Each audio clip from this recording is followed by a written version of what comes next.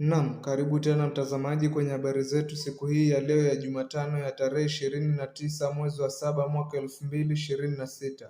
Jina langu ni Eric Masha Douglas. Naam, Kindiki kona mbaya, tishio kutoka pande tatu zikimuandama. Naibu wa Rais Profesa Kithure Kindiki anakabiliwa na mtihani mkubwa wa kisiasa huku mjadala kuhusu iwapo atasalia mgombea mwenza wa Rais William Ruto katika uchaguzi mkuu wa mwaka 2027 ukizidi kushika kasi na kuzua maoni mseto. Na mtazamaji wangu, ili kuzidi kupata habari motomoto kwa wingi, bonyeza subscribe, like, share. Japo amehudumu chini ya miaka miwili tangu achukue nafasi hiyo, Profesa Kithure Kindiki sasa ana kibarua cha kupambana na changamoto kutoka pande tatu zinazotishia mustakabali wake wa kisiasa. Mtihani wa kwanza unatokana na aliyekuwa naibu wa rais Rigathi Gachagua ambaye ameanzisha kampeni kali katika ukanda wa Mlima Kenya Mashariki, ngome ya kisiasa ya Profesa Kithure Kindiki. Baada ya ushindi wa chama chake katika uchaguzi mdogo wa Olkalau, Bwana Gachagua ameahidi kufuatilia kila ziara ya Rais Ruto katika eneo hilo kwa mikutano ya kisiasa, akinuia kupunguza ushawishi wa serikali kabla ya uchaguzi mkuu ujao wa mwaka 2027. Tangu ateuliwe naibu rais, Profesa Kithure Kindiki amekuwa akiongoza hafla za kufungua miradi ya maendeleo katika eneo hilo, ikiwemo uzinduzi wa barabara, nyumba za gharama nafuu na hata miradi ya kilimo.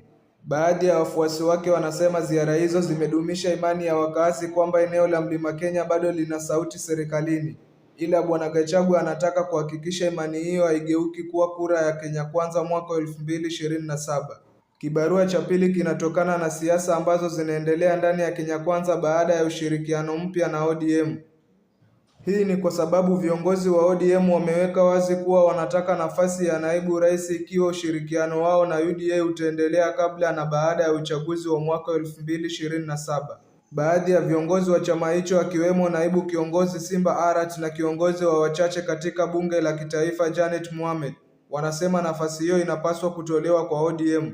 Chama hicho kimewataja gavana wa Homa Bay Gladys Wanga, waziri wa madini Hassan Joho na Wycliffe Oparanya kama wanatosha kuwa mgombeaji mwenza wa Rais Ruto. Wadadisi wa masuala ya kisiasa wanasema msukumo wa ODM unamweka Profesa Kithure Kindiki katika hali ngumu kwa sababu Rais Ruto anaweza kulazimika kutathmini kusalia naye au kumuondoa na kutumia nafasi hiyo kuimarisha ushirikiano na ODM. Profesa Kithure Kindiki amejipata katika hali ngumu zaidi baada ya taarifa kudai kuwa baadhi ya majukumu yaliyokuwa yakihusishwa na afisi ya naibu rais yamehamishwa kwa kinara wa mawaziri Musalia Mudavadi.